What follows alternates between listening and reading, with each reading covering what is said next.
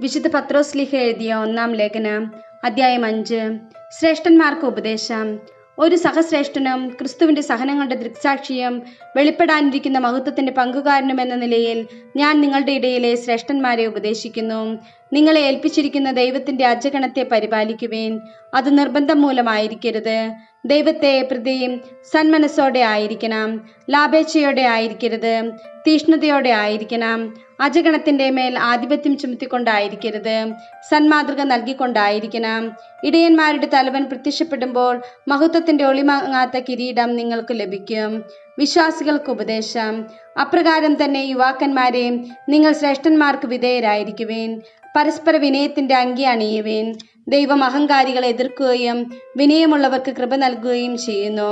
ദൈവത്തിന്റെ ശക്തമായ കരത്തിൻ കീഴിൽ നിങ്ങൾ താഴ്മയോടെ നിൽക്കുവേൻ. അവിടുന്ന് തക്ക സമയത്ത് നിങ്ങളെ ഉയർത്തിക്കൊള്ളും. നിങ്ങളുടെ ഉത്കണ്ഠകളെല്ലാം അവിടുത്തെ ഏൽപ്പിക്കുവേൻ. അവിടുന്ന് നിങ്ങളുടെ കാര്യത്തിൽ ശ്രദ്ധാലുവാണ്. നിങ്ങൾ സമചിത്തതയോടെ ഉണർന്നിരിക്കുവേൻ. നിങ്ങളുടെ ശത്രുവായ പിശാച് അലറുന്ന സിംഹത്തെ പോലെ ആര് വിഴുങ്ങണമെന്ന് അന്വേഷിച്ചുകൊണ്ട് ചുറ്റി നടക്കുന്നു. വിശ്വാസത്തിൽ ഉറച്ചു നിന്നുകൊണ്ട് അവനെ എതിർക്കുവേൻ. ലോകമെങ്ങുമുള്ള നിങ്ങളുടെ സഹോദരരിൽ നിന്ന് ഇതേ സഹനം തന്നെ ആവശ്യപ്പെട്ടിരിക്കുന്നെന്ന് അറിയുകയും ചെയ്യുവേൻ. തന്റെ നിത്യമഹത്വത്തിലേക്ക് ക്രിസ്തുവിൽ നിങ്ങളെ വിളിച്ചിരിക്കുന്ന അനുഗ്രഹദാതാവായ ദൈവം നിങ്ങളെ അല്പകാലത്തെ സഹനത്തിന് ശേഷം പൂർണ്ണരാക്കുകയും സ്ഥിരീകരിക്കുകയും ശക്തരാക്കുകയും ചെയ്യും. ആധിപത്യം എന്നും എന്നേക്കും അവൻ്റേതായിരിക്കട്ടെ. ആമേൻ.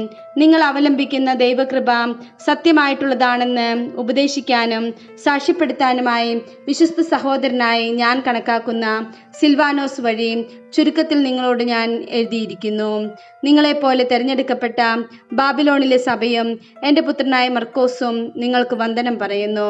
സ്നേഹചുംബനം കൊണ്ട് നിങ്ങൾ പരസ്പരം അഭിവാദനം ചെയ്യുവേൻ. ക്രിസ്തുവിലായിരിക്കുന്ന നിങ്ങൾക്കെല്ലാവർക്കും സമാധാനം.